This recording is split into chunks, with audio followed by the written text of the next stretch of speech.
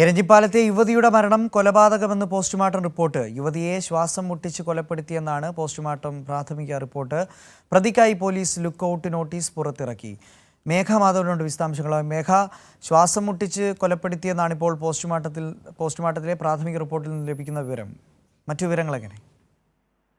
നന്ദു, കഴിഞ്ഞ ദിവസമാണ് കോഴിക്കോട് എരഞ്ഞിപ്പാലത്തെ ഒരു ലോഡ്ജിലെ ഒരു മുറിയിൽ യുവതി ഫസീലയെ മരിച്ച നിലയിൽ കണ്ടെത്തിയത്.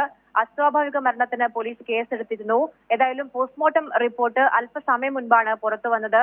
പോസ്റ്റ്മോർട്ടം റിപ്പോർട്ടിൽ ശ്വാസം മുട്ടിച്ച് കൊലപ്പെടുത്തിയതാണ് എന്നതാണ് വ്യക്തമായിരിക്കുന്നത്. പോലീസ് ഏതായാലും പ്രതിക്കായുള്ള തിരച്ചിൽ ഊർജിതമാക്കി കഴിഞ്ഞു. ലുക്കൌട്ട് നോട്ടീസും നിലവിൽ പോലീസ് പുറത്തിറക്കിയിട്ടുണ്ട്. ഫസീലയ്ക്കൊപ്പം ഈ ലോഡ്ജിൽ തന്നെ മുറിയെടുത്ത തൃശൂർ സ്വദേശിക്കായാണ് പോലീസ് ഇപ്പോൾ തിരച്ചിൽ ശക്തമാക്കിയിരിക്കുന്നത്.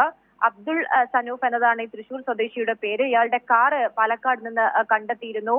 ഇയാൾ ലോഡ്ജിൽ കൊടുത്ത രേഖകളൊക്കെ തന്നെയും, അതായത് ഇതുമായി ബന്ധപ്പെട്ട് നൽകിയ വിവരങ്ങളൊക്കെ തന്നെയും തെറ്റാണ് എന്ന് പോലീസിന് വ്യക്തമായി മനസ്സിലാവുകയും ചെയ്തു. ഇതേ തുടർന്നാണ് ലുക്കൌട്ട് നോട്ടീസ് നിലവിൽ പുറപ്പെടുവിച്ചിരിക്കുന്നത്. എന്താണ് കൊലപാതകത്തിലേക്ക് നയിച്ചത് എന്നതുൾപ്പെടെയുള്ള കാര്യങ്ങളിൽ വിശദമായ അന്വേഷണം നടത്തണമെന്ന് ഫസീലയുടെ കുടുംബം ആവശ്യപ്പെട്ടിരുന്നു.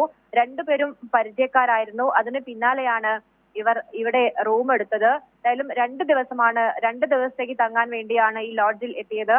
എന്നാൽ 24-ന് എത്തി 25-ന് രാത്രി ഇയാൾ, അതായത് ഈ പ്രതി എന്ന് പോലീസ് കരുതുന്ന ശരി, മേഘമാധവനാണ് വിശദാംശങ്ങൾ നൽകിക്കൊണ്ടിരുന്നത്. എരഞ്ഞിപ്പാലത്താണ് കഴിഞ്ഞ ദിവസം യുവതിയെ മരിച്ച നിലയിൽ കണ്ടെത്തിയത്. എന്തായാലും ശ്വാസം മുട്ടിച്ച് കൊലപ്പെടുത്തിയെന്നാണ് ഇപ്പോൾ പോസ്റ്റ്മോർട്ടം റിപ്പോർട്ടിൽ നിന്നും ലഭിക്കുന്ന വിവരം. മേഘമാധവനാണ് വിശദാംശങ്ങൾ നൽകിയത്.